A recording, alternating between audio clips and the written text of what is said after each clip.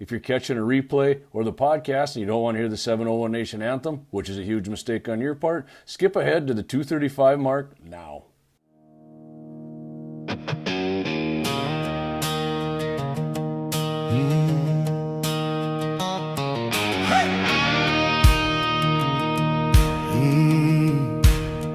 Out in that wide open North Dakota sunburned sky, rifle in the gun rack of the side-by-side, iPhone video rolling.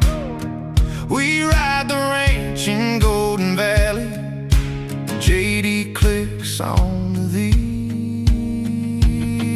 live stream buzzing with the 701 MVVs Wednesday nights.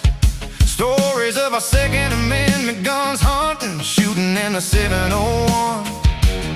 Discussion chats, laughs, happy ending, hootin' Annie. This is 701 Nation, where the dirt flies, steel rings loud. Family, friends, and freedom, yeah, we say it proud. Raise that flag on the prairie, crack that cold one, feel that flame. This is 701 Nation, and we're shouting out the name. Hey, hey, hey. Deer tracks cut through the alfalfa fields, roosters burst from the brush, coyotes slip by the fence line. We already know where they'll go. Prairie dogs dance on their mounds, beavers work down the creek, antelope ghosts on the open prairie. We chase that rush, we seek. This is 701 Nation, where the dirt flies, steel rings loud. Family, friends, and freedom, yeah, we say it proud. Raise that flag on the prairie, crack that cold one, feel that flame. This is 701 Nation, and we're shouting out the name. Shouting out the name.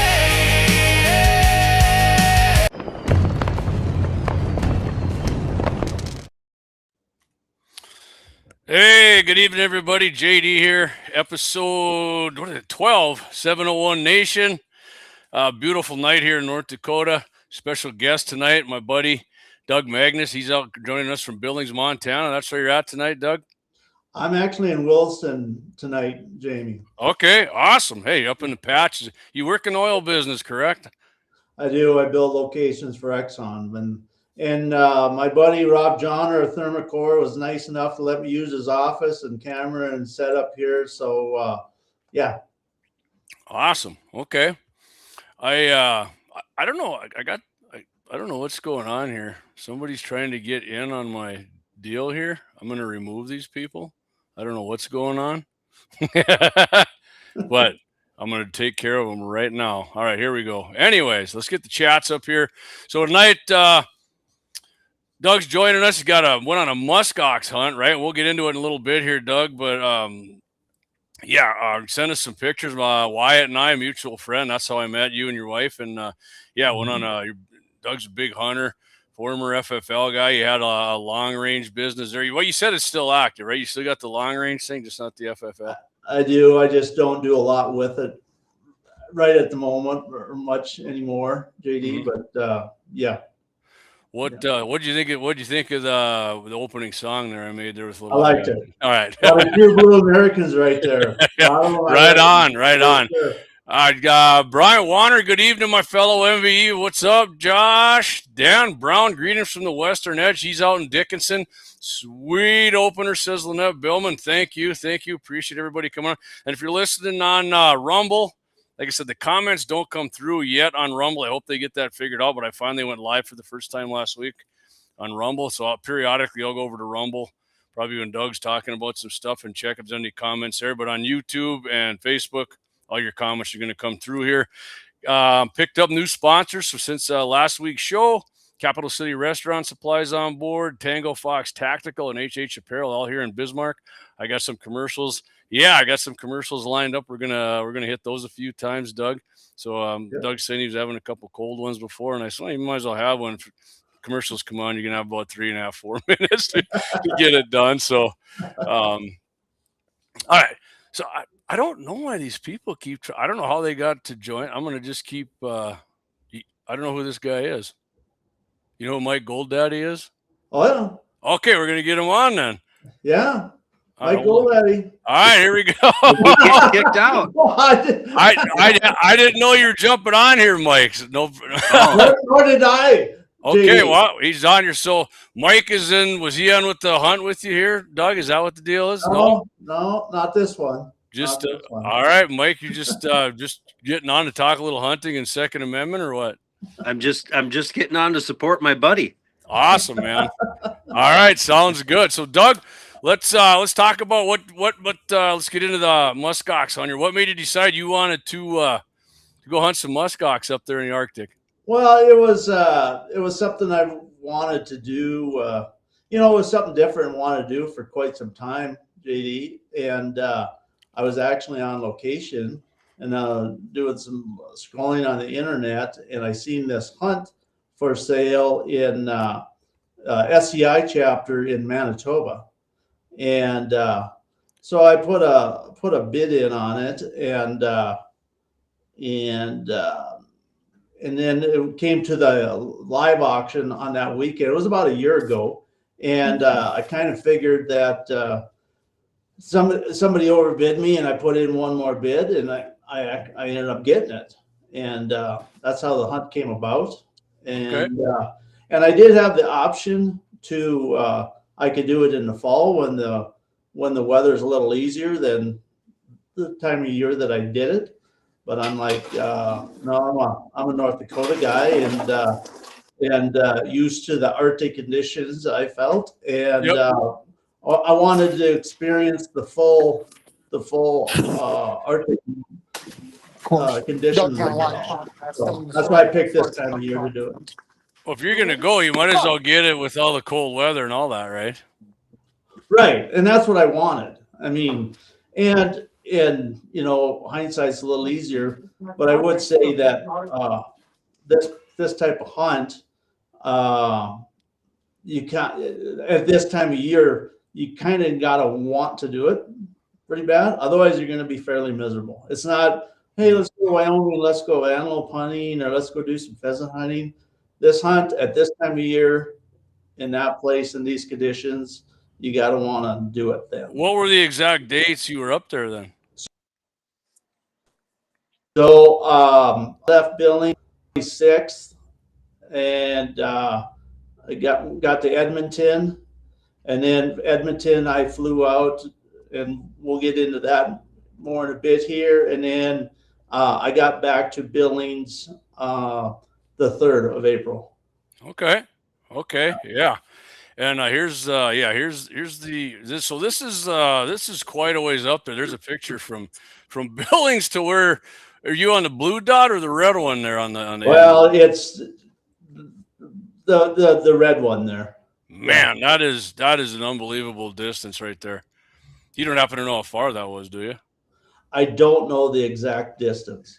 But I mean, that looks like you're flying like to Columbia to Billings. I mean, it almost looks the same distance to the north.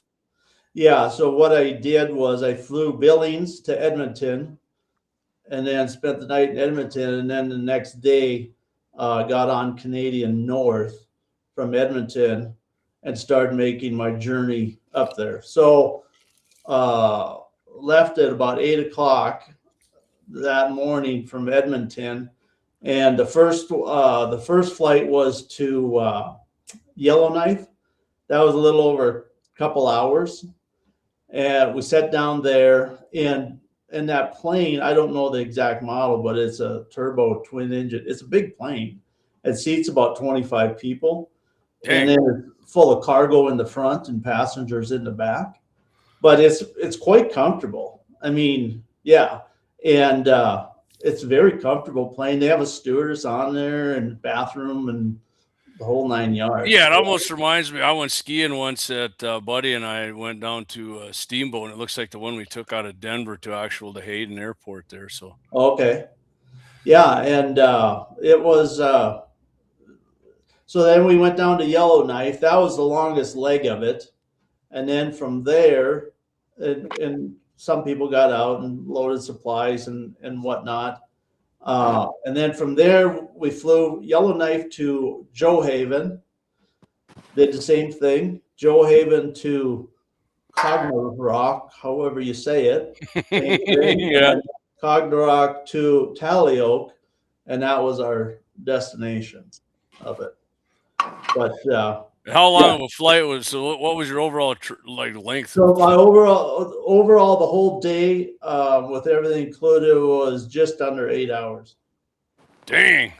Yeah, like I said, that looks like a long freaking way. If anybody missed it, I'll put that up there again. So you left from Billings. It's basically just bouncing from village to village is what it is. Mm-hmm. Any towns after Yellowknife. So then when you get there and like, well, what's the difference? And I see Kyle's. We don't have a picture of you, Kyle, or anything here. So I'm gonna we lost Mike there too a little bit. So I'm gonna knock Kyle out right now for a second because he ain't coming through right. But anyways, and JD, I think they may have the wrong connection, or is there some other way for Mike and Kyle and everyone to get on? Yeah, they're not watching it; they're joining it. Yeah, no, they're actually joining the live stream. Yeah, they can watch. I mean, if they're just gonna watch it, you can go on YouTube or YouTube at 701 Nation JD and watch it there. But if Mike wants to hang around and add anything, he can. Okay. I'm on. Yeah, it's up to you, Mike. You're welcome to stay right there. You can watch the whole thing on YouTube or Facebook or Rumble. It's up to you. You're good where you're at, man. Okay. I'll be good. I'll be good. So Mike's buddies with Doug. So Mike, where are you at? I'm in Arizona right now, but I met Doug in college, and we've hunted for 30 plus years together. But Doug took hunting to an extreme. Yeah, and, he's been guiding, doing a lot of guiding, and now this trip here. So it's a lifestyle. He way outdid me. I'm laying in a pool and he's up in minus 50-degree weather. So awesome. Yeah. Well, I'll tell you, when we're done talking about his hunt, we're going to get into some gun stuff. So I know you're hunting other stuff. I know you're going to have something to add to that. And I mean, feel free if you want to jump in on, so yeah, 701 Nation. I mean, it's just, we're 406 Nation. I don't know the area code in Arizona, but we can say we're in Arizona Nation too. So I don't like Ruben Gallego. I hope you don't, but well, I'm just here in the wintertime. All right, perfect. I'm from the 701 Nation. So yeah, baby. Love it. What's your hometown here? Bismarck. Yeah, all right. That's where I'm at right now. Perfect. All right. So Doug, you got what was the cost of your whole when you booked this anyways, Doug? What was if you don't mind? So I got a pretty good deal on it. So the value of this hunt was $12,500, and I put my last bid in on the live auction at this SCI banquet in Manitoba for $9,000. I thought somebody was going to come over the top of me and get it.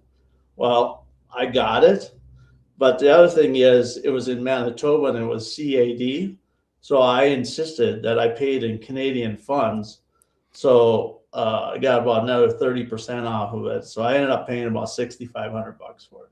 Oh shit! Nice. Okay, so that's fairly reasonable, really. Plus airfare, of course, and whatnot. So it cost me $500 round trip to fly from Billings to Edmonton, and then the round trips on that Canadian North flights, those cost me $3,000. Okay. So it's adding up on you then. So when you're I mean, and it's just everything costs so much logistics wise because there's no way to no roads, there's no way to get up there. So what do you? So you're bringing your gun up there. What is the protocol for that? I could have done that, but it's not. Musk Ox is not difficult shooting. I just borrowed one of their guns, so Okay. I didn't have to mess with it. What'd they give you then? I just used my guide, Simon guide, 6.5 Creedmoor. No, you can't kill nothing with a Creed. I shoot a Creedmoor too, but you know everybody's a man bun cartridge. I know. So what round were you using with that? They were shooting nozzlers. Okay, just ballistic tips then, or bondage, or what were they? Bonded. Okay, Yeah. like 100. And I don't. What is a Nosser? 140. 143. Okay. Yeah. Can't beat that, man. I love Nosser bullets. So yeah. So you get there, and then are these the guys you were hanging out with right here? These two dudes? Yep, those are my guides. Simon on the left and Ernie on the right. Are they just large dudes, or is that their clothes? No, that's just clothes. Okay, I didn't know, because you're way taller than them, but I didn't know if they were. No. They look like wrestlers, so. No, they're not that big a guy. Okay, they need to eat more musk ox. Yeah. Respect. They can wrestlers there, but that is not the case. All right, let me get to a couple more of these guys. Troy, my buddy Troy Howard, just getting to work. He works down here at Ingersoll Round Bobcat. He's just getting to work. I just want to say hello, Troy. If we missed you, you can catch it on the replay. Eric Glauser, great animal. Congratulations. Yeah, we'll get some pictures up of that when we get a little down here. Justin Latinsky, good evening, guys. Justin's up in Williston, I think. Dave Haha Nerb, howdy. Dave, what's up, buddy? Hopefully you guys get your other guy here. Tell him that he's can watch it somewhere. He doesn't have his picture on here. And Mike Golddaddy, he's joining us from down in Arizona. Mike, thanks for hopping on here with us. All right, let's continue on here. So you get there, you get your lodging, and how does it go once you land? So we fly into Taliak the first night, and he's at the airport. Simon pick us up, and there was one other hunter. I didn't know him or whatnot. Happened to book at the same time, or our outfitter put us together. John, he was from Alaska, so after all these flights and stops, he was wearing some Kuiu clothes, so I just started talking with him, and yeah, he's coming up for the same hunt for the same reason. Mm-hmm. So Simon picks us both up and initially takes us to the hotel in Taliak there, and it's fairly crude. Is this your hotel right here? This is camp. This is camp. Okay. Yeah. But there was no restaurant, nothing. We didn't bring anything to eat or whatnot. So Simon takes us over to the grocery store, and there was a bunch of locals in there and whatnot, and to get something to eat. And there was a cooking facilities if we wanted to use it at our hotel. Mm-hmm. But I just bought, so to give you an example, I bought 2 cold sandwiches, just like you'd buy at any gas station here. Yeah. I bought a box of Ritz crackers, and I bought a larger bottle of water. It cost me $50. Oh my God.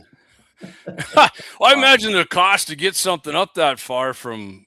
That's just it. I mean, the only way to get anything there is by that plane. Mm-hmm. Wow. Dang, that's unreal. So there's no shipping lanes. I mean, can they only come in like 2 months out of the year or something? You're right, JD. There is shipping certain time of the years. They can bring things in by ship.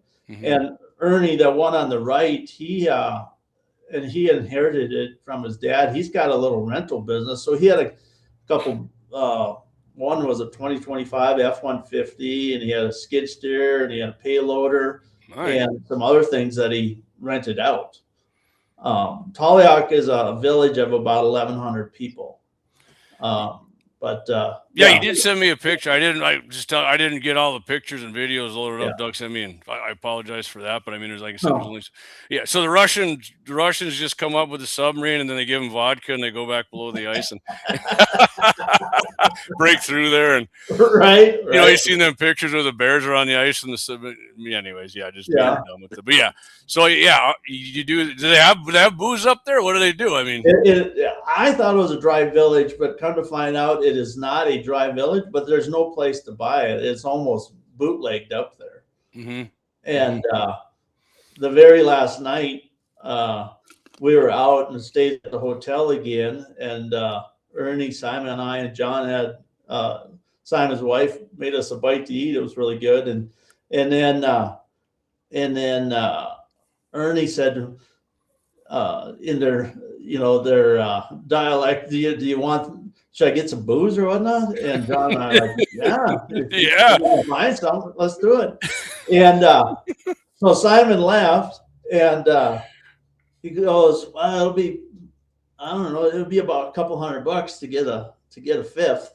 We're like, all right, what the hell? I mean, you're up there, you might as well. Yeah. So and then so we gave him the money, but then the three of us jumped in his pickup, Ernie, and he drove us around the village of Toliok and looking for a bootlegger to get some whiskey. We never did find any. No. No. Oh my He God. tried all his sources, but he couldn't find any. But it was pretty cool. He showed us around the whole town. I mean, so I being a construction guy, I'm asking about infrastructure, water, sewer, all those things in this country. How does that work? No, nice. But pretty much all the homes have heated water tanks in the basement. They do have foundation basements. Damn. And they have their water tank down there, and they have a sewer tank down there. And they get water delivered about every other day, fresh water. And then about the same schedule, they have sewer truck comes around and sucks their sewer, and they have a lagoon built that the sewer trucks goes and discharges it into. But that's the water and sewer infrastructure. Man, that's a tough way to live. Better ye than me is what I say on that deal right there. And they have water treatment plant. They got it into a lake, and it's treated and then pumped into the trucks. But all water is hauled via truck. Yeah, it's kind of like living in the oil patch up there, then, where you work for some of these guys. But I mean, when I was up there, the straight Fahrenheit temperatures were between 25 and 50 below. Yeah, that's what the highest it got was 25 below. Yeah. Was the wind blowing too? Because the pictures the wind was blowing as well. Yeah, because Doug told me before the show, there's like no freaking trees up there. We were making a joke like North Dakota looked like Sherwood Forest. He said compared. Yeah, there is absolutely not a tree to be seen anywhere at all. Well, yeah, you can see just where these guys are. Look in the background on this. I mean, there's nothing. There's some hills way off in the distance, and I'll tell you what. I'm going to do our first commercial. Like I said, I got new sponsors. I don't have them all linked together. I apologize for that. It'll be 1, 2, 3. I'll do them, and then we'll come back, and then we'll take off where you guys are getting ready to gear up and go out and look for the Musk Ox. So we just joined by Doug Magnus, telling us about his Musk Ox hunt in Arctic Circle. His buddy Mike Golddaddy down there. Mike, what town are you down in Arizona anyway? I'm in Chandler. Chandler, Arizona. All right. We're gonna come back and we're gonna get into the meat of the hunt here and how they got close to the Musk Ox, and we'll be back. JD 70 Nation. Get his first ads here. My sponsors. Got my sponsors last week. Appreciate my sponsors. Hey, if you guys get a chance and if you get in there, and maybe if you don't buy nothing, at least tell me you appreciate them sponsoring my show. And of course, I got the Venmo right up there. Appreciate everybody's been helping me out on the Venmo. You people are awesome. I love that. We'll be right back. 701 Nation, Musk Ox Arctic Hunt coming back. Founded in 2024 by veterans Francis Elwood and Tyler Gensrick, Tango Fox Tactical is a veteran-owned and operated firm serving the tactical, firearms, and customization community. We hold an FFL 07 Plus SOT license and begin our journey with a clear aim, bringing professional-grade services, customization, and gear to everyone, from the dedicated enthusiast to the seasoned operator. Located in Bismarck, North Dakota, we chose Foxden as our home base, the place where ideas, gear, and craftsmanship converge into something exceptional At Tango Fox Tactical, we don't just engrave firearms. We bring your vision to life. Whether it's guns, knives, apparel, patches, tumblers, coasters, or company swag, our laser-focused mission is to deliver customization that stands out. From concept to finished product, you'll get consultative design, precision manufacturing, and a professional end result. No minimums, bulk and wholesale options available, and a full range of gear and accessories. Our mission and values: make high quality, personalized tactical gear accessible and affordable for everyone. Civilians, law enforcement, military, and brands alike. We invite you to visit us at our location or book a design consultation. Storefront, 2720 East Broadway Avenue, Bismarck, North Dakota. Email, tangofoxtactical.com. Telephone, 701-314-4000. Welcome to Bismarck's premier restaurant supply company, Capital City Restaurant Supply, where we combine top quality products with exceptional service to meet all your culinary needs. Located conveniently in Bismarck ND, our store is your go-to destination for a wide range of restaurant supplies and high-end commercial kitchen equipment. We offer an impressive selection of renowned brands, from essential small wares to the advanced equipment used by top chefs around the country. Whether you're outfitting a bustling restaurant, a church kitchen, a school cafeteria, a hospital dining facility, or a casino kitchen, we have the diverse inventory to support your operation. Our extensive range includes everything you need to keep your kitchen running smoothly and efficiently. Our storefront is open to the public, so you can visit us to explore our products in person and get a feel for the quality and functionality of our supplies. If you prefer the convenience of shopping from home, our user-friendly online store makes it easy to browse and order everything you need with just a few clicks. Visit the store at 1031 East Interstate Avenue, Bismarck, North Dakota, 58503. Check out the website at capitalcityrestaurantsupply.com, or feel free to give them a call at 701-255-4576. At HH Apparel, you're at the center of everything we do. Whether you're in Bismarck, Mandan, or a surrounding area, our locally owned store offers a wide range of personalized creations. Have you ever felt the excitement of wearing a custom-designed uniform? We specialize in custom clothing, printing, laser engraving, and more. Our partnership with Bismarck Public Schools as an authorized printer highlights our commitment to the community. Come visit our Bismarck storefront and explore our selection of stock items ready for you to grab off the shelf. We also ship nationwide, ensuring you can access our services no matter where you are.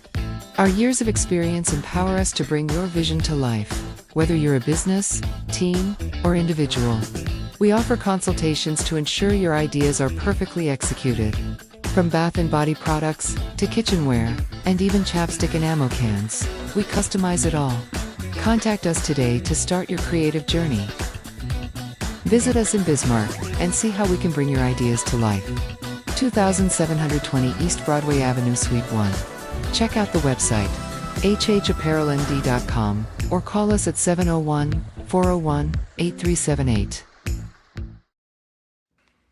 911, what is your emergency? I hear shots! Okay, ma'am, calm down. What kind of shots? All right, we're back. Episode 12, 701 Nation. Doug Magnus giving us the skinny on his Musk Ox Arctic Circle hunt there. Hey, obviously I did the commercials with a little AI, and I did. Some of it's not perfect. I will work on it, so I apologize to my sponsor. I had to get it back, get it all put together last night, but I mean, hey, we got the gist of it. Like I said, support our sponsors. Appreciate it. Couldn't do this without them. And if you're not a sponsor and you like the show, get it right up on that Venmo. Hit me up. Appreciate any donations of that. Love it if you could do it monthly. But, hey, if not, if the least you can do, just hit that like button wherever you're watching, because that helps me out, break the algorithms and get people going that way, and mention the show if you like it. Appreciate all that. So, Doug, anyways, you guys are getting ready to roll. We're getting ready to roll out on the hunt. One more thing I got to ask for you. Did they tell you to do any specific exercises and training for physical fitness for any of this? Just It, other than dealing with the conditions, it's not that physical of a hunt. Mm-hmm. Okay. Rode snowmobile for about 75 to 100 miles a day, getting freezing temperatures. But other than that, I mean, it's not. You're not climbing. You're not hiking. You're not. Mm-hmm. I mean, that's so it's pretty flat terrain was what you were hunting For the on. most part, yeah. So, And you know, and some of those pictures you showed there, like we were talking about before we came on, JD. You know, I compared a lot to like Lakes Kakawea, yep. water, and you have your draws and your coolies and everything else, fingers shooting off from there, and those muskox would be up in there. And there is a fair amount of grass. That's what they live on. They sit and paw through the snow and ice and feed on the grass, which is pretty prevalent there in certain areas. And they have certain spots have big valleys of it. And like Simon, my head guide, would say, they would get into some of those valleys that are quite large, and they'll feed for 3-4 weeks at a time. And never Really? move. Wow, that's a big area then. Yeah. And then the only thing that'll move them or whatnot is if a wolf pack comes along and breaks them up and starts scattering them. Otherwise, if the grass is there, they'll just stay there, and they'll help one another out. There's a fair amount of them not there that's doing the same thing, and the snow's getting cleaned out so where they can get at the grass, and that's what they survive on. That's what they do. So you guys basically see them and then like spot and stock. How do you So- get on them when it's that wide open? You're riding snowmobile, and you're just in this. And when I say Lakes Kakawea, it's just like 1,000 times bigger. You know what I Right. mean? Right. And you're just he's driving, looking for tracks or any sign, and spotted some tracks, so kept on them, and he would stop frequently. And every time he stopped, breaks out and smokes a cigarette. He smoked like him, and he's sitting there smoking, and everybody doing all right and whatnot. They're great guys. Can't get any whiskey, but you can get cartons of cigarettes up there. Right. What about However, chewing they tobacco? got cigarettes there, but it's smoking a cigarette, and then the second day went on and looking, and he pulls up to this big valley, and then we pull up. We're on our own snowmobile, pull up alongside him, and he breaks out his cigarette, and he goes, "Musk Ox."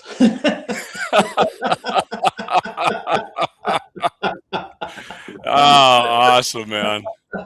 Love it. And there was a group of about 60 of them. Wow. And they're probably a little under a mile away, whatnot. And always pulling those sleds. I don't know if you got any pictures of the sleds. I but didn't. I was just gonna no, just to snow.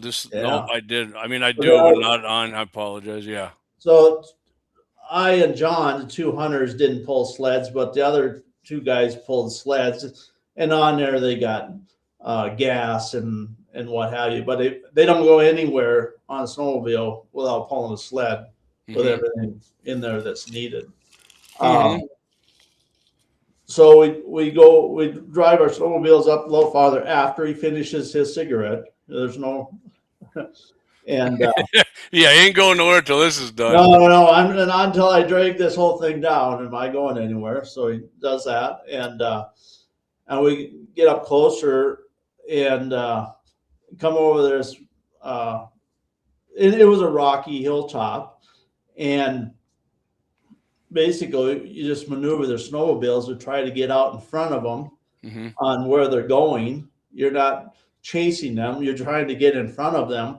But once and there's rocks and whatnot, but once they get into that valley and you get out in front of them, then their natural thing is they do their defensive posturing. That big circle I saw the picture of, they're facing out. Facing out, they put all their younger ones and calves and everything in the middle, and they do their defensive posturing and gather up. So, it's not, it's just muskox hunting with how they do it up there. So you guys get as close as you can, and then what was your criteria for picking one out, like the one you thought was on Simon's direction? He's a bigger, older bull. I know you had a picture of John. Yep. And my Yeah, John, John kind of picked the one he wanted. I completely went off Simon's direction. He goes big old bull, Mm-hmm. and he said the little darker tinted horns and bosses were from a little bigger bull. You can see between the two of them. See how mine are a little darker? Yeah, and the other guy's looks like he's got like a blonde hair on him there. A little lighter. Yeah. And little bigger bosses. And then you see all the old hair on the top of mine compared to the Yeah. It's all like messed up. Yeah, it's just an older bull. Okay. Yeah. Awesome. Yeah. Awesome. So how old did they think yours was there? I guess I don't even know how old musk ox get, to be honest with you. I'd have to Google it myself. I don't know. So how far of a shot did you line up on him with then? About 50 yards. Really? Oh, okay. I didn't know you get that close to him. Yeah. Yeah. So they just did that circle. They were ready for a charge, and they just started getting their horns in. Circle, and they do the same thing with a pack of wolves. That's what they're doing. Right. It's just their defensive posturing. There's nowhere to go. So Especially once they're out of the rocks and draws, and they're in those bigger valleys with all the grass. I mean, how many do they think do the wolves kill a lot of them a year? I mean, is that their main predator up there? Yeah. And we came across a wolf kill in some of the pictures I sent out. There was an old head that we seen. Came across a wolf kill. Seen a lot of seen a lot of wolverine tracks, a lot of fresh wolverine. Oh shit! Okay. Yeah.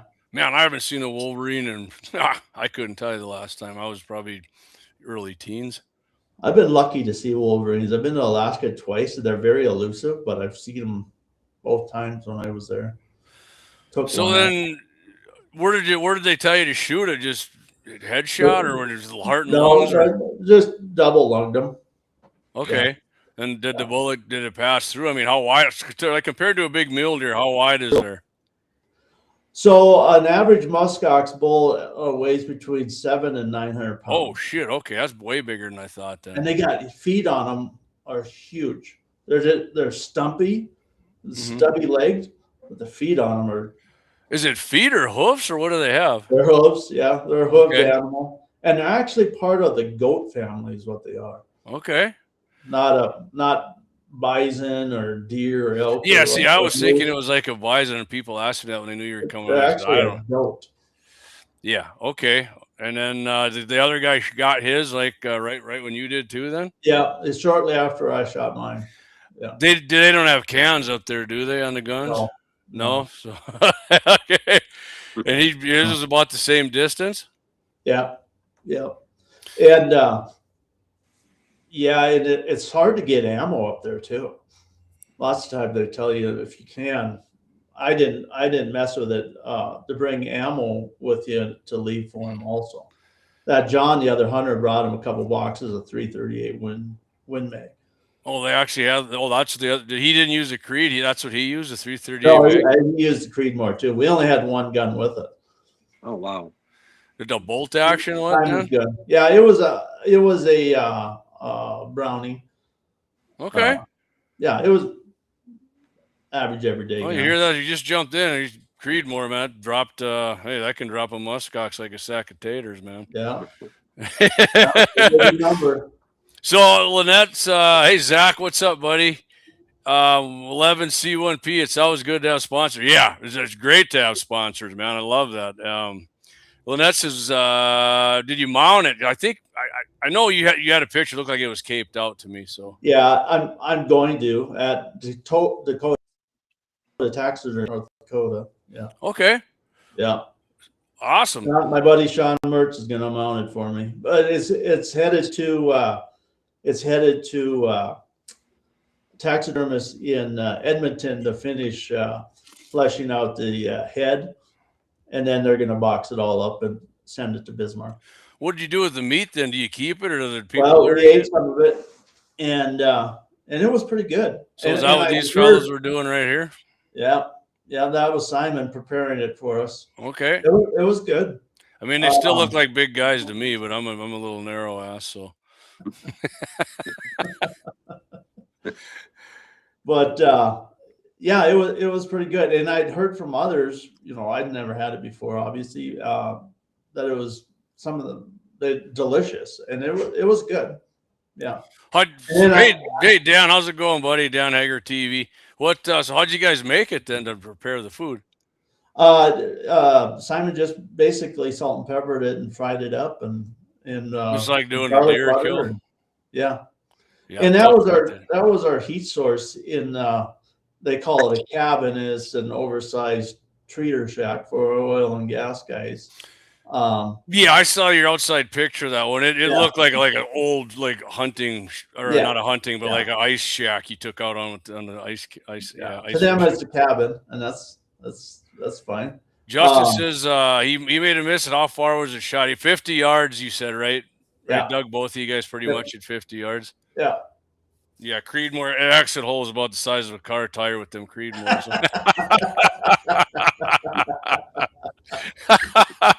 Yeah, I lifted him off of his feet, JD. and Yeah, tossed boom. it backwards about 75 yards. Yeah, I was like Bugs Bunny when the legs go out on all fours, and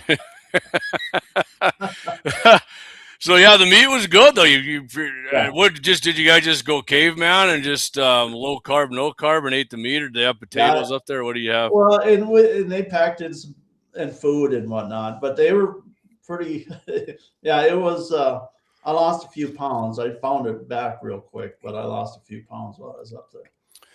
Between no alcohol and little. Yeah, I food, mean, when you're not boozing and all you eat is no carbs and meat. Lynette says like steak, roast, sausage. She said, "Oh, this is interesting." Yeah, like you said, you just fried. You cubed it, right, or did you make it in steaks? I might have missed you. Yeah, just cubed it up and fried it with garlic butter and salt and pepper. And I know you're making me hungry when you say that. and Actually, it was loin. We cooked loin, and I could have brought as long as it was under 40 pounds, I could have brought it home. mm-hmm. But I tried it, and I just gave it to it's going to go to the villagers. Yeah, I would have done that too. I got plenty of meat at home. Yeah. So I mean, do you got to trim all the fat off the meat too? Then, or do they like a little meat on it, like beef, or how does that go? There was fat on them, but it wasn't like we're used to either. You know, whitetail and the deer in North Dakota. Yeah, I don't like eating deer tail. They don't eat like our wildlife eats. Mm-hmm. So Justin says, yeah, we didn't get into that. Did you stock it, or was it? It wasn't an open country. You said it was in a big valley, right? You guys got on in a big valley, and we got our snowmobiles in front of it in the big valley. And then once we did that, we were probably about 200 yards from them, maybe a little less. And then they did their defensive posturing, and then we walked up on. I suppose you thought they were going to take off running when you saw them getting in there, like you thought you were right. And we did. It wasn't all four of us on one side. There was two guides, two hunters. So we were basically on two different sides of them, about the same distance away. Okay. Once they did their defensive maneuver of posturing and defensive maneuver, then we walked up on them. Yep. So, and these are like what I said, like Baron, right? That's what they're called, Baron Musk Ox, because there's that's what's here, and then in Newfoundland or something, there's a different. Well, I think you're talking caribou now. Is that what I'm thinking? Okay. Yeah, I don't. They're just musk ox. Okay. It's the same thing like here, and so are they only in Canada? But they have them in. They're in Alaska too, but and I was talking with this John and whatnot, and he's lived there his whole life. And his dad actually is the one that got this hunt. He was a doctor up there and has hunted all over the world. Been trying for like 30 years, kind of like us and or North Dakotans on sheep, elk, and moose. The big three. Yeah. Tried for 30 years to get a draw license in Alaska and never able to do it. So that's the only places they are then, huh? And you can hunt them in Greenland too. Okay, that's what I was thinking. Yeah, I Yeah. kept saying Norway or something, but Greenland is. Yeah. Yeah, I mean, don't worry. Hey, we'll be able to get a license there pretty quick here once Trump takes Right. care of Yeah. that for us. Yeah. For sure. Don't get triggered, Greenland. We're just joking, kind of. So Lynette says, "Did you see any wolves on your hunt up there?" Tracks, but did not see any wolves. Oh, and then the one morning after we'd gotten it, I got up about 5 o'clock in the morning, had to take a leak, and I go out and here's an Arctic fox that he got himself a little bit of musk ox too, and he took off down the lake and turned around and looked at me. I'm like, well done, well played, buddy. Yeah. So yeah, you're like, I'm just gonna let you have it if you're up here. So is it like one of them little white, like ones you see on is an Arctic fox? Is that what It they was an call it? Arctic fox, yeah. It wasn't snow white. He was a little grayer, but yeah, it was an Arctic fox. How big was it compared to one you see around here? Probably half. About the same thing. Oh, it was. Okay. Yeah. Okay. Yeah, about the same size. Yeah. Yeah. Okay. Yeah. I mean, I know we talked about it last week a little bit about fox, and I was just like, I don't even shoot them anymore because I hardly see the damn things anyway. Right. So, there's no more. But yeah, so you got all that, and you've left the meat, and you got you caped out, and everything's up there, and they're going to ship it back once they're done doing that. I mean, what is it? Is there any like border stuff you got to go through to bring it across? No, the outfitter takes care of all that. Nice. So yeah, Okay. That's all taken care of. And you said after you left, I know you sent me a picture. Polar bear, your guide got one. Looked like he thumped it in the head there, man. It was everything was white, just a big old red puddle there. You got him in the shoulder, but yeah, he got a few days after it had left. But the other thing that we did, and I sent some pictures to folks and whatnot. So the ice, it's not exactly ice fishing, a gill net. Yeah, I saw that you were stuffing them down a hole there. And So the ice was 7 feet deep. Jesus. And they had their extensions on, of course, 10-inch auger, and they drilled two 10-inch holes alongside one another, and they call it a submarine or a jigger, but it's a piece of board. It looks like a small surfboard, and narrow, and it's got two pieces of metal underneath the bottom of it. One that clangs so you can hear it, but the other one has got a little spike. So Simon augers the holes, takes a submarine, and he pushes it down on the metal rod. It gets underneath the ice, and then he sits and takes that rope, and that jigger sits and pops up, and it walks that board out, and they have 50 feet of rope on it. And they walk, and he got it positioned underneath to get it the direction he wanted it to go. He's looking from shore and everything. Gets it out 50 feet. They go to the other end, and he's sitting pulling on it. You can that's where you're pulling it out from the other hole then. Okay, yeah. I got you. Yeah. Take the ice auger, 2 more 10-inch holes, flashlight looking, and they can see it. It obviously didn't go as nearly as quick as you tell the story and how to do it, and a shit ton of work in the process of it. Get it out, get your rope out, then you pull your net across through the 2 holes, and then you anchor it on each end with ice. It's almost like a lot of us have trapped muskrat. Yep. And you anchor it, and you got your gill net underneath there. The first night we checked it, we got 4. The second night we got 8, and then the third night we got 9 of them. I was gonna say, it looked like you were pulling some fish. Were they like Arctic char or something? What were those? That's what they were. It was Arctic char. Okay. Yeah. They're good sized fish too. I mean, if I compare it to a northern, like a 12-pound, 15-pound looking northern. And then you pull them out, and they flash freeze. I mean, they freeze just instantaneously, of course. Yeah. And then that one night, Simon he cleaned one, but they prefer to eat them raw. Okay. Skin and all. Lutefisk, baby. Skin and all. And they just love it. Really? Oh yeah. God, with the And, skin? Skin and all. They got some good like I teeth say, up there. Ernie and Simon are eating them like we're eating jelly beans, you know. Oh, And No, I mean, I'd do it if I had to, but so I tried a piece, no skin though, but it was pretty chewy. So, but Simon fried some up for it. It was delicious, very orange. I was picturing you like looking at these fellas and going, "Are you really enjoying that?" Like Crocodile Dundee. Nah, it needs garlic. Yeah. So they never. You just ate it raw. They never cooked any of it up for you. Yeah, no, and Simon fried some up for John and I. Okay, sorry. It was really good. It was quite good. It's like cod meat or something, or It was there was no fish taste to it at all. But it was very orange in color. Yeah. Really? Okay. Yeah. Yeah, I imagine that cold water, man. You ain't getting much. Yeah. Yeah. And it was a flash freeze deal. Like, yeah. Right now they're froze, you know. So when you pulled them out of the water, what was the air temperature? Oh, it was probably 25, 30 below somewhere. In there. Oh my God. Yeah. Ah. And I'm sitting here freezing my tails off. Always keeping my wool gloves on, just the video and the pictures and whatnot.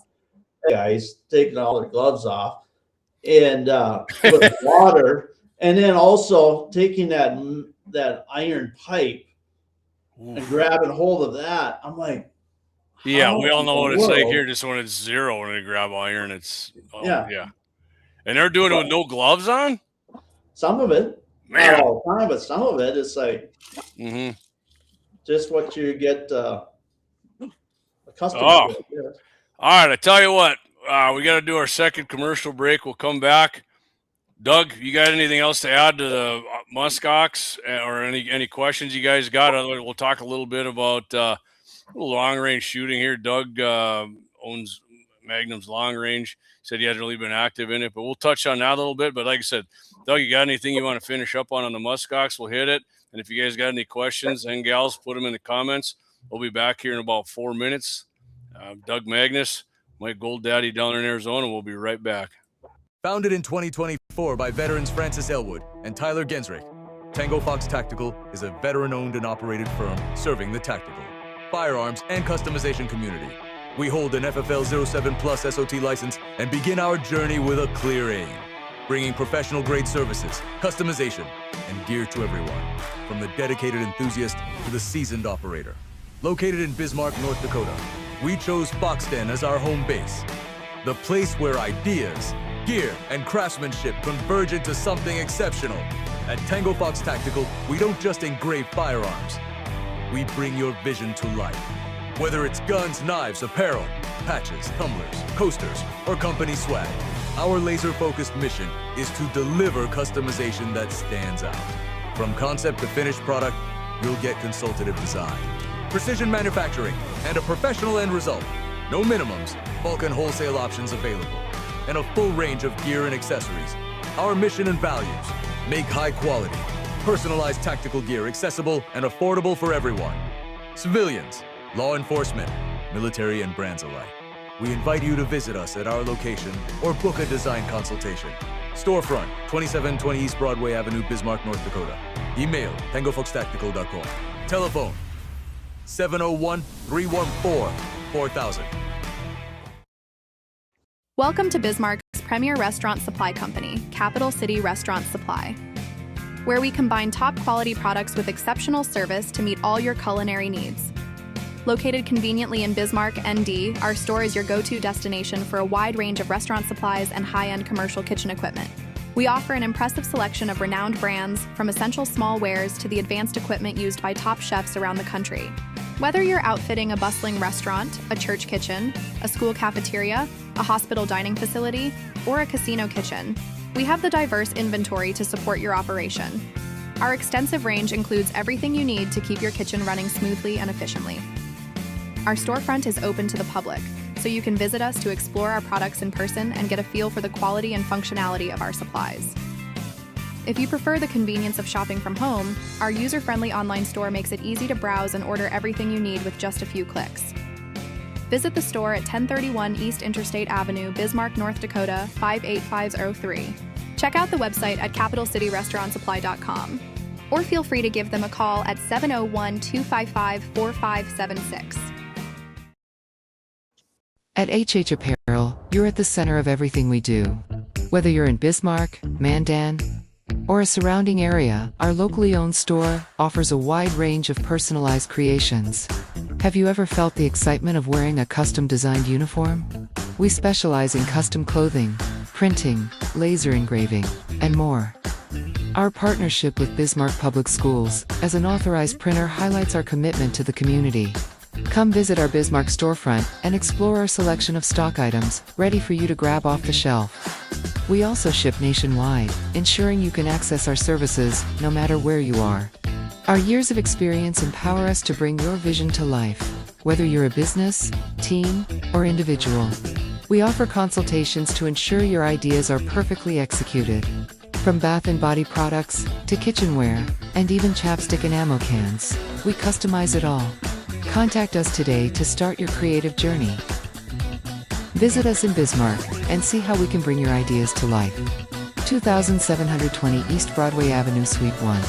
Check out the website, hhapparelnd.com, or call us at 701-401-8378. All right, we're back. JD, episode 12, 701 Nation. I'm looking at some comments here. Hey, Blackbeard Logic, can't believe he started without a brother, man. He's only an hour late. Yeah, I mean, better late than never. That's why, hey, a live stream, the good thing about that, if you don't want to go back and watch that, you can listen to it on the podcast. It's on every platform out there. About an hour after I'm done here, I'll have everything loaded up. In 2 hours, it'll be probably on every podcast platform people have. And appreciate all my sponsors getting on board with me.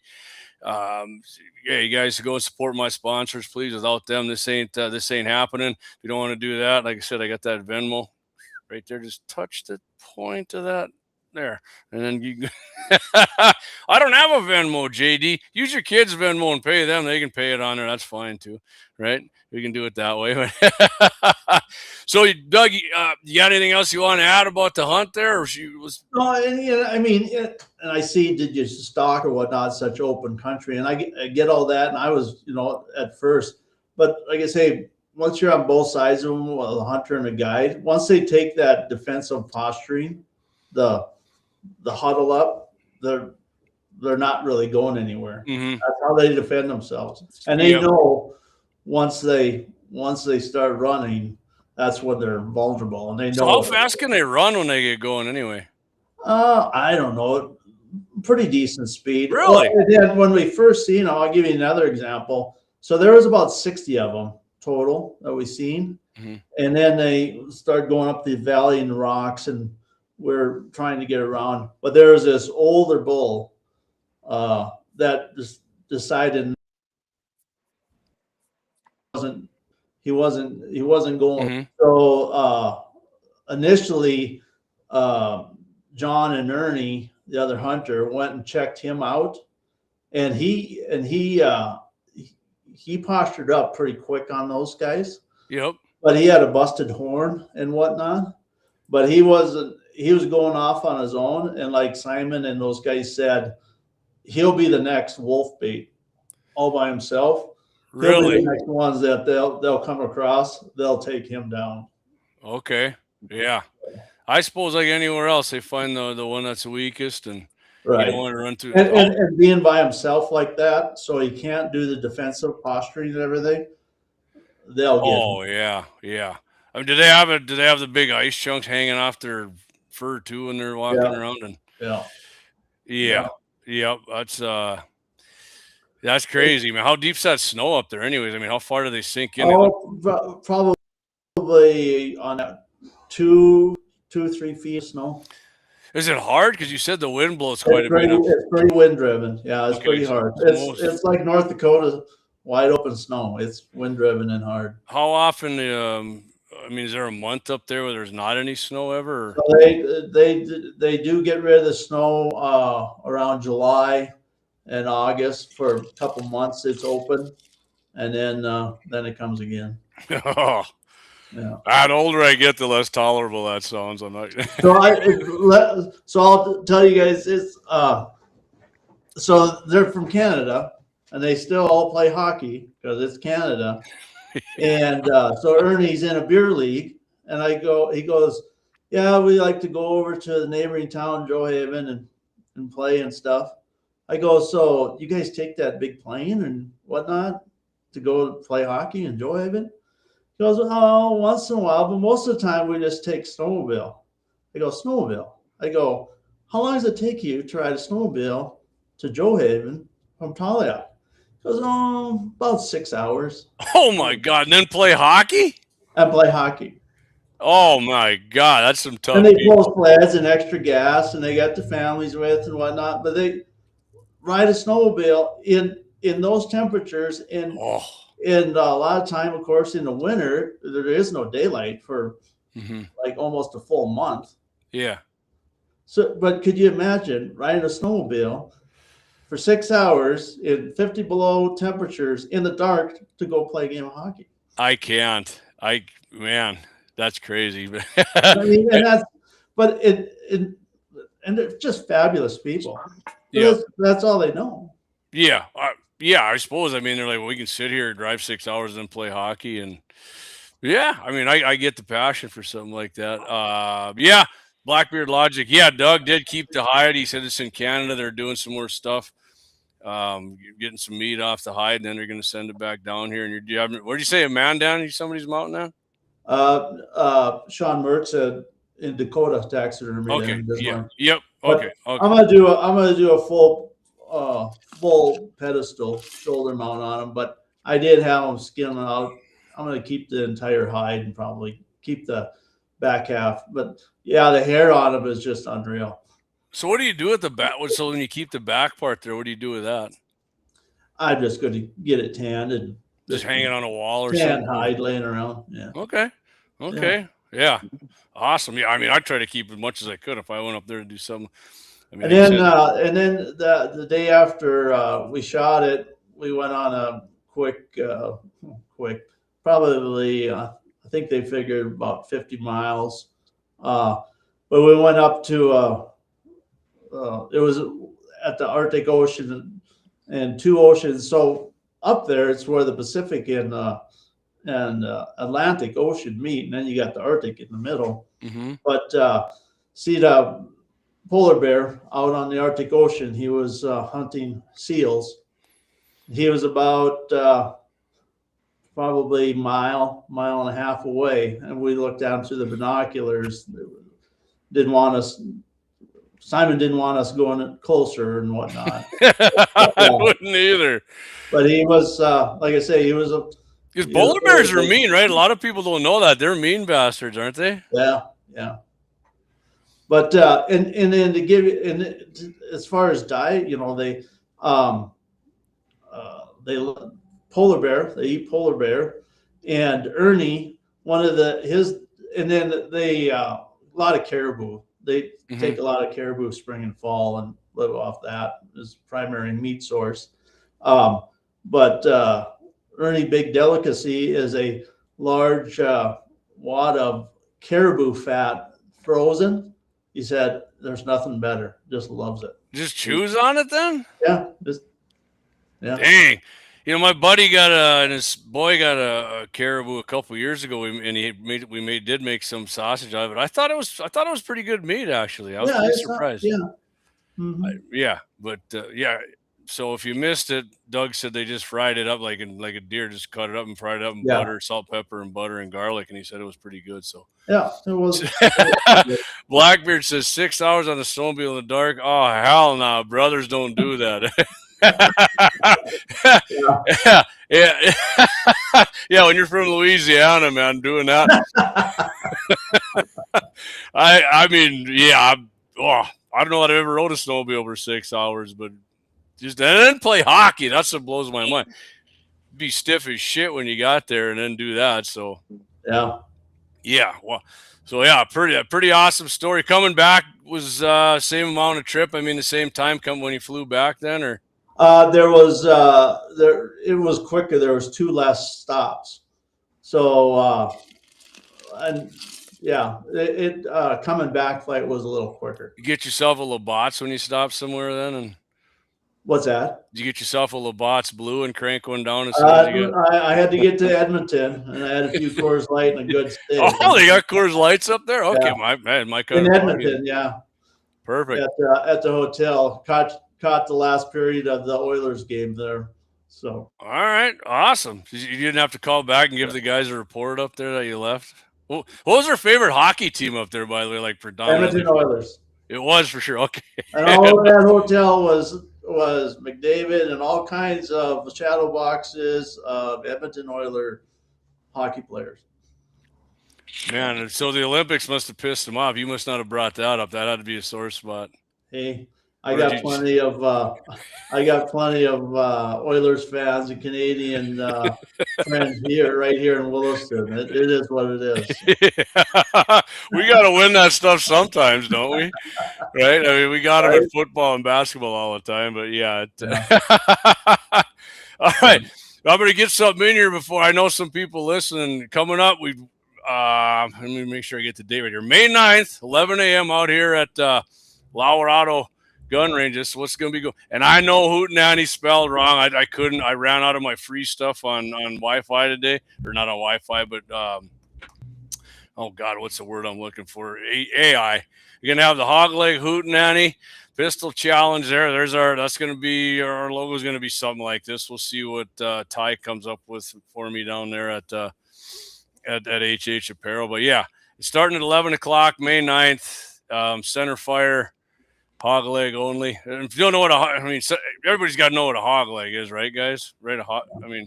Without saying it, because I did say pistol once, and I think Facebook zapped my stream for a while. But yeah, May 9th, I know there's some people interested and they listen to this again. I do have, I'm going to have a custom pistol case. That's going to be, either going to be a patch on there, engraved, fixed blade, caniffle, nice tumbler again. And I'm sure we'll have some gift certificates for that. But I'll have a little video of it next week. Axe and I did out at the farm. We're going to start at 10 yards on like the man gong, and you're going to have to hit it in the melon. And we're just going to keep moving it out 5 yards after that until we're going to cut it down to like 2 or 3 people. And then I got the mannequin and we're going to just do milk jugs for the kill shot on that one. So no 6.5 Crees, just center fire handgun. So Doug, if you're handy with the handgun, come on down. Mike, if you're back in Bismarck, get your side iron ready and get in the hog leg Hootenanny, man. I am not a handgun shooter. I am not a proficient in handgun. Me either. I'm gonna it's a $20 entry fee. I'm gonna sacrifice my 20s going to somebody. Probably the other Doug, my buddy Doug. We'll see though. I can get that Toby Keith thing going every once in a while. Not so much with a handgun. Brian, is it timed? Yeah, Brian. It's gonna be 5 seconds. You don't have to draw either. You can just hold it, I guess, and bring it up, and we'll do it that way. I mean, we did 5. I think 5 seconds. We did that on. I don't know, Doug. Did you see that when we did that coyote rifle steel challenge? That last one. I did. Yeah.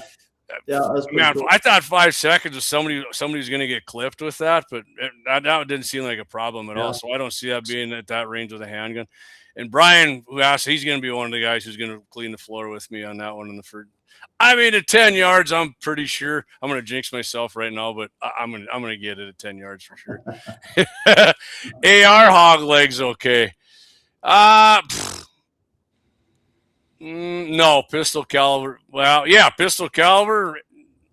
Yes, I guess I haven't been asked that. I don't know yet, Blackbeard. Let me talk it over with Axe. I don't know that much about shooting pistol caliber ARs, to be honest with you.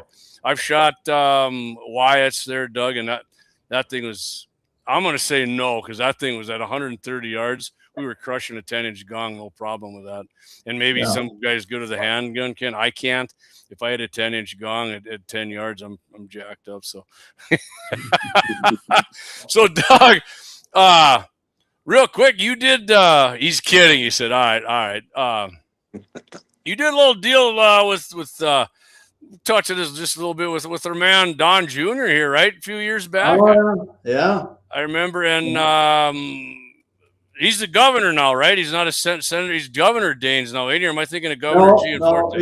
he's a senator. Yeah, we did a long range shooting event fundraiser for Senator Steve Daines' campaign, Yep. and all participants paid $5,000 to enter it, and all the proceeds went to Senator Daines. It was in 2020, and so my buddy manages a big ranch out around Immigrant, and So which part of Montana is that? I'm not familiar at all. straight south of Livingston, right before. Okay, the got park. you. I got you for sure from skiing. I know where that's at. And we had 6 different stations set up, and but the all participants, of course, and everything. The big you got to meet Donald Trump Jr.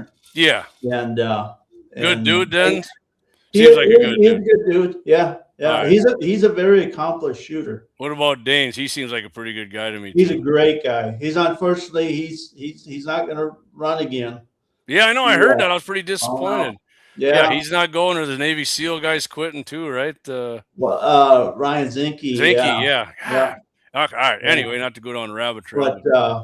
But yeah, it was a pretty cool event, and like I say, got to meet Donald Trump Jr. and he's a pretty accomplished shooter, and it was I drove around with my buddy Matt and Donald Trump Jr. and Steve Daines and myself, and it was 2020, so I asked them both, if we'll. Real quick on the political end of things, JD. I know you're. Oh, I love it, man. No, I don't like politics. So I asked them both. I go, what can I do as Joe American citizen, Senator Steve Daines, Donald Trump Jr. to push back on all this crap from the other side or whatnot? Mm-hmm. What can I do? And I was kind of hoping they'd have some. And basically, you just got to stay engaged, Doug. I'm like, that is. Stay engaged. Yeah, you're not going to find anybody. I don't feel that stays pretty well engaged of what's going on. Yeah, you and I have talked, and I mean, Doug's been out at the farm in Golden Valley, and I've talked to him. But on that note, and I want to give you kudos, JD, because if we don't all push back and actively participate in what we hunting and shooting and guns and Second Amendment and everything, it's slowly going to erode.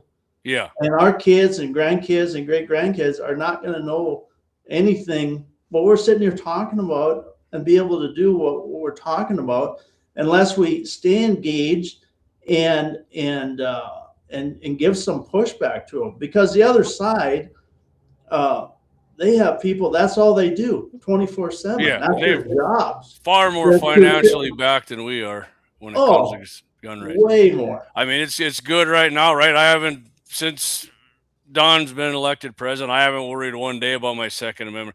Right. When Biden was in there, it was weekly, man. He was out, him or somebody in his administration. I mean, they had their goddamn gun control group in the White House, for Christ's sake, with Kamala was head of it. Cacklebox was trying to, infringe on it. And, if people bitch about Trump, he's not restoring enough stuff, and spot on, Doug, says Blackbeard Logic. The gong, Blackbeard, it's going to be about like that, like the head size on the man. What do you call the man silhouette? Anyways, I can't, like the IPA pistol target thing, right? I don't know. I'll have it next week. We did a video at the farm last week, but there too, JD, Donald Trump is not going to be in office for the right. It's good times right now, right? But look at the states with the Democrats control: Virginia, Maryland, Rhode Island. I mean, they're passing massive gun ban bills. It's going to pass in Virginia. Spanberger's not going to sign it because she's getting heat. But after 30 days, it automatically goes into law when the House and Senate passed it, right? So yeah, and in Rhode Island, they're up. You can't own them anymore, even is what it's going to be. And then, people they're going to go door to door, and that's never going to happen. Bullshit. Here, I'll put this up right here, and nobody's ever seen this deal right here. Nobody's trying to take your guns. It's got the whole thing. We only want to make you register them, restrict transfers, ban certain guns, limit magazine capacity, prohibit carrying them, ban or limit ammo, make other arbitrary laws. And if we catch you violating any of these made-up laws, we'll throw you in prison, at which point we'll take your guns. Right? And I got, like, if you're on a podcast and you're listening to it, I did a nice angry Karen there, right? That I asked it to do. So yeah, people, like I said, people marking about Donald Trump. He did the bump stock ban. Well, his Supreme Court appointees reversed it, and he's gone. And if we lose the Senate in the midterms, there ain't going to be no more appointing of constitutionalist judges. They're going to be all leftists, and it'll overturn every damn pro-gun thing we did, like Bruin and all that. So I don't, Mike's down in Arizona. They got trouble down there. I mean, they still hold the House and Senate barely, but Hobbs is the governor down there. And like I said, at the beginning of the show, I was halfway joking with you, Mike, about Ruben Gallego. I mean, he's always bragging, I was in the Marine Corps and kicked ass in combat. Well, why do you want to ban everybody's guns and leave the borders open? And it blows my mind how some of these, that will be the whole party. It won't be, you won't have Trump to kick. Hey, he's not making machine guns legal, JD. Well, you can't do that unless you got to have you got to have 60 votes in the Senate, man. You're not going to get, we got 53. And even there's a couple of weak-kneed Republicans. I would say the gal and Murkowski probably wouldn't vote to get rid of the NFA, right? So, I mean, the midterms are more crucial, and I think the Senate's more crucial than the House. But, I'm not going to doubt Trump. He might pull it out, and if he does, heads will explode, which I would love to see. But and I think what they're trying to is stay. Does everybody sit and stay on top of this as much as yourself, JD, or others? I mean, most of my listeners do, yeah. But okay, and that's okay. But at the same time, we can't stick our head in the sands or whatnot. And hats off to you on how engaged you always are. And, thank you. And pushing on this and fighting for this. And but at the same time, we can't. We have to stay engaged enough to know exactly what's going on, who supports our rights and hunting and all these things, who's just given us lip service and voting and doing things completely opposite to it. That's where we have to stay engaged and stay on top of to what exactly they're doing. And that's it, and that includes hunters, because there's initiatives in like Oregon. It's going to be on the bill to ban. I think it's all like predator hunting. I can't remember. Yeah, but it's going to be on it. They had it before and it didn't make it, but it's going to make it now. It's going to be on the ballot. And there's places that ban, like California bans coyote hunting. I don't know if they got cougar hunting banned yet or mountain lion hunting. In Colorado, they're trying to, right? And when they ban that, they ban everything. And, well, I thought you didn't want to mess with us because all we wanted to do was hunt with our 4-round magazines. They want them too. Look at every other country that, like you said, in Canada, they can't even hardly get the dang ammo for the stuff you guys wanted to hunt with. I mean, they're going to go door to door up there. They said, I mean, it's past, the date is past there. It was like March 30th. And their state safety administrator, whatever his title is, he said, we're going door to door. They didn't have enough police to do it, so they're contacting like retired Canadian Mounted Police to do it. And I think a bunch of them guys pretty much told them to stuff it. But, they'll eventually figure out enough people to do it. And like Josh says right here, look at Rhode Island. They started by banning the sale of ARs, and now they're taking the grandfather clause out and get rid of. Yeah, that's what I was talking about. That Josh. They totally banned them. There's no grandfather clause that's going to be there, and they said they're going to go door to door too. And Trump put in his budget to create an office to protect the second. Right, and the DOJ. Pam Blondie's gone, and now they got a different guy in there. I think he's actually going to go in and start going after these states with. I know he is. He already said he's going to. A couple of states, he specifically said there are laws that are anti-Second Amendment, because the Second Amendment's not a second-hand right, but they treat it like that. So we'll see what happens. People bitching about Trump. I always tell people, if the Democrats get control again, you're finally going to have something to bitch about. And a lot of guys I know like bitch about the debt and the country and the spending. I get that, but if the Democrats going to get their way, that's not going to mean shit to you, because trust me. What Hillary say? All these mega people, we're gonna have to do something to them or reprogram them. I should have the clip on here. Believe people when they tell you what they're gonna do. right? Mhm. The Clintons aren't these middle of the road bumpkins from Arkansas, man. They're freaking hardcore leftists. Don't kid yourself. And I like what Brian said there. Remember, stay engaged locally, or For quit sure. really fast. And that's on not just this, but all things. And they all, and it's true. Politics start at the local level.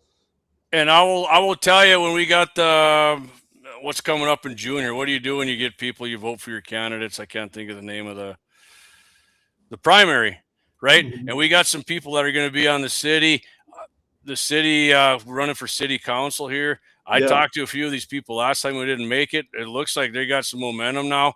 I'm going to do a show about it before we vote. And some of these people are freaking nuts, man. Like Well, straight up. I've seen here in Williston, North Dakota, and the city council. You mentioned that. I mean, you would think it'd be a no-brainer in basically the heart of oil and gas, Yeah. and everything else. It ain't Oh, though. No. Yeah. No. I mean, I've seen some stuff in Williston that blows my mind. I'm like, in Williston, really? Yeah, because Yeah. I used to think like you're saying there were a lot of people, and I looked into a little more, and I'm going, no, it's everywhere. Yeah. Well, Canada's farther north than Williston. Look at Right. that.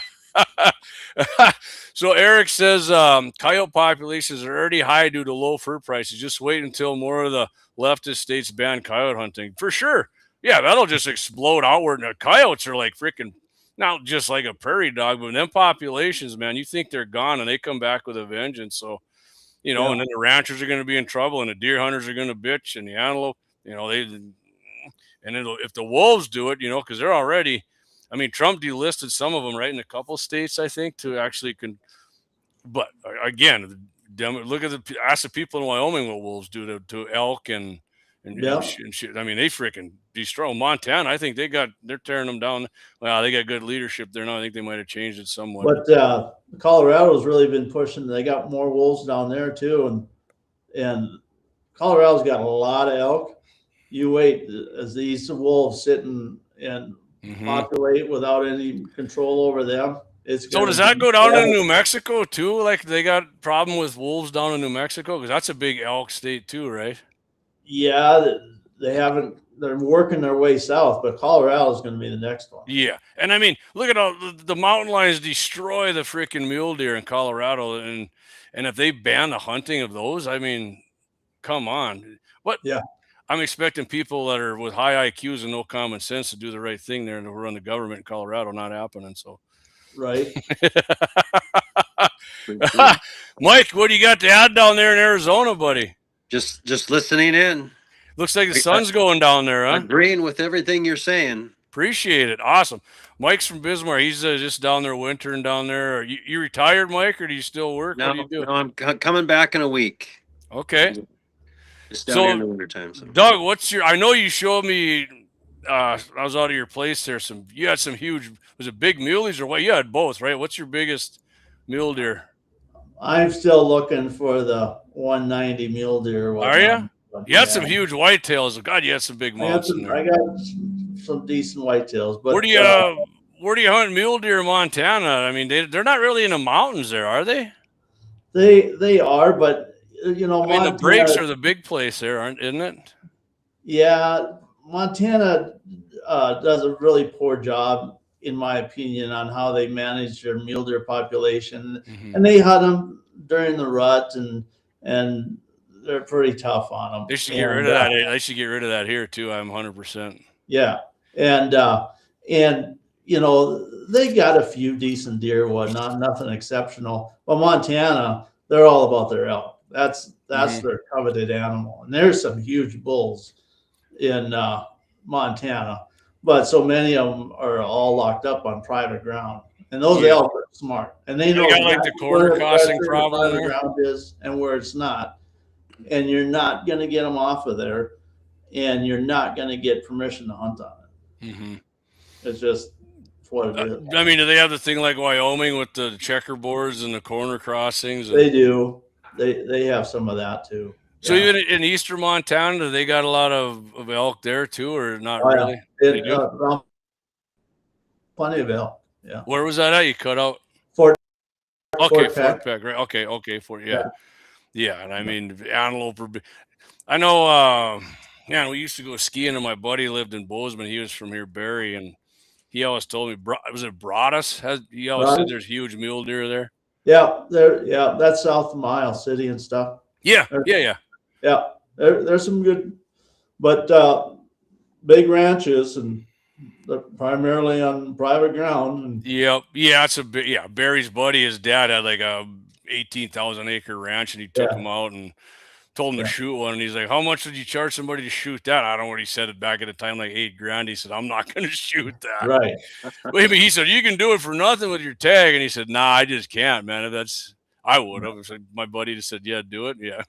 Yeah. If I had a tag, no problem, man. Yeah, but well, you know, John Armin told me that too. He hunts out there, and he said like some of the mule deer I've shot you, and he said, man, some of them guys who are hardcore hunters out there would love to shoot one. Like you even get on your place. Really, it's man. North Dakota's got some really good mule deer right now. I agree. I mean, a lot of people don't know that, and Really good buck. and we're fortunate at our place. It's kind of a, you know, the hills converge there in the alfalfa field. I mean, it's I feel very fortunate. I mean, my buddy shot one. He's got some land in western North Dakota. I won't say where, but man, he shot.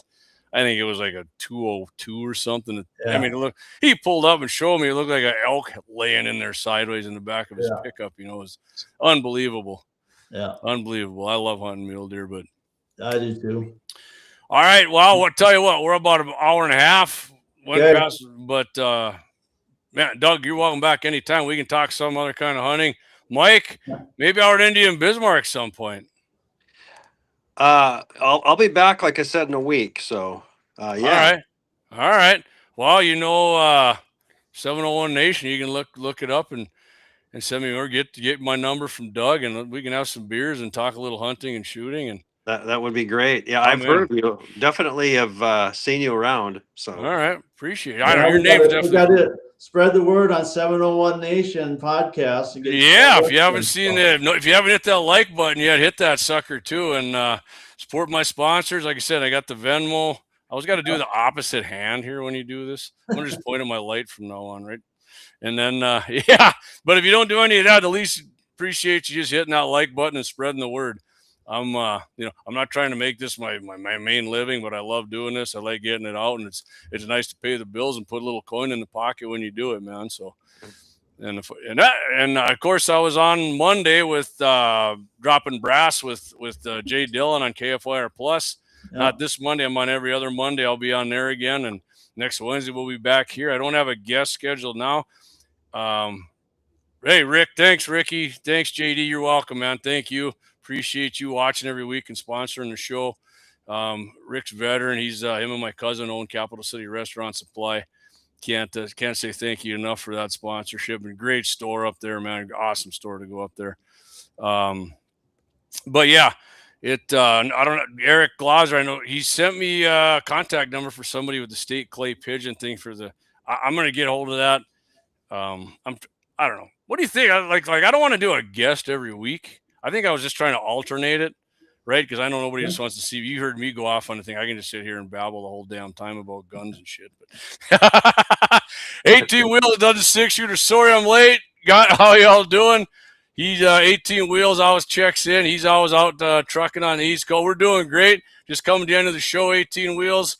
Come back. My buddy Doug was on that Musk Ox hunt up there in the Arctic Circle. Good show. We got into I know you'll like that. We got into some politics and some gun stuff too, but check that out on the replay or the podcast. But yeah, and like I said, it'll go out on all the podcast platforms, and you guys can get all that. But Doug, anytime you want to come back, man, we can talk some mule deer. If you you know, you get another license. We could get together again, JD, and talk about some long range shooting and just let's do that. Some of the advancements and the changes over. So my nephew, I showed it before the show. Love it. That Huskama deal, my business card, and his buddy had it in his gun cabinet, and he thought it was like from 15 or 20 years ago. And I'm like, no way. And then I got to thinking, I'm like, God, I think that might have been from 15, 20 years ago. Yeah, because you were like the first or right around there, the first guy who was dealing in the Huskama scopes. Yeah. Right. And they got like it's not MOA, that's just yardage dialing, right? Like yardage. Because I don't like to do mathematics when I'm hunting. Yeah, no, it's cut turret, yardage turret for your scope. But yeah, we can get together and. Yeah, let's plan on doing that at some point here because I'd love to do that. I can nerd out on stuff like that hardcore. I like talking about scopes and Doug knows a lot of stuff about that. He had his own long range thing. So 18 Wheels says I will listen on the replay for sure. Heading to the great state of South Dakota this weekend. Awesome. There you go. Wow, 18 Wheels. This one I had Governor Armstrong on. Governor down there, he'd probably right on playing with our governor's pro Second Amendment, which means it doesn't get much more. I don't know if it does get any more pro Second Amendment than that. But JD, quick note: Donald Trump Jr. with those pictures. That was my 6.5 that he was holding. Was it okay? So how good of a shot is he? You think? Like, let's say we got a gong at 800 yards, or what are you thinking? Yeah, he's pretty good. Who else is pretty capable is his brother Eric, for what they were talking. Yeah, he's more quiet about it, but I heard he's pretty good. Both of them guys, like Don Senior, like a lot of people. Yeah, he's not like a big gun guy like we are, right? He said I love the Second Amendment, but he ain't into it like his boys are, man. If his boys are in there, it would be like having our governor and Governor Roden down in South Dakota in there. It'd be awesome. So. Yeah, but I'm thankful we got what we got, man. It's for sure. All right, so we'll head out here. Guys, appreciate you jumping on. I did have to get rid of my outro song. I'll just play my intro again, too. Thanks for allowing me to stay on, JD. No problem, Mike. Anytime, man. Let's meet face to face. And good seeing you, Mike. You too, Doug. Yeah. Thanks, Josh. Appreciate you as usual watching, brother. And one more time, right before we go. The Hog Leg Hootenanny's coming up here May 9th, 11 a.m. Lauer Auto Repair Range in New Salem. We'll let you know where that's at. If you don't, get a hold of me. Going to be 20 bones entry fee. Going to have a custom pistol case, fixed blade knife, laser, the tumbler. I'm sure we'll get a gift card there too from HH Apparel. And maybe I'll talk to Rick. We can get one for Capital City Restaurant Supply. That'll be the prizes. It's going to be fun. Should be. I know it's going to be fun as long as the weather. I mean, we've had some shitty weather doing some of these, but I got a feeling this is going to be our best big league weather day is what it's going to be for us, man. Big league. So, all right, everybody. We'll see you next Wednesday. Doug, thank you again. Mike, thank you again. Next Wednesday, 8 p.m. Central, same place, same time. Hit that like button, subscribe, share, get the message out. Thanks again, everybody. JD 701 Nation. Going to be a good time, says Josh. Absolutely. We'll see you guys next week. You just chambered around to the 701 Nation live streaming podcast. If you're catching a replay or the podcast and you don't want to hear the 701 Nation anthem, which is a huge mistake on your part, skip ahead to the 2:35 mark now.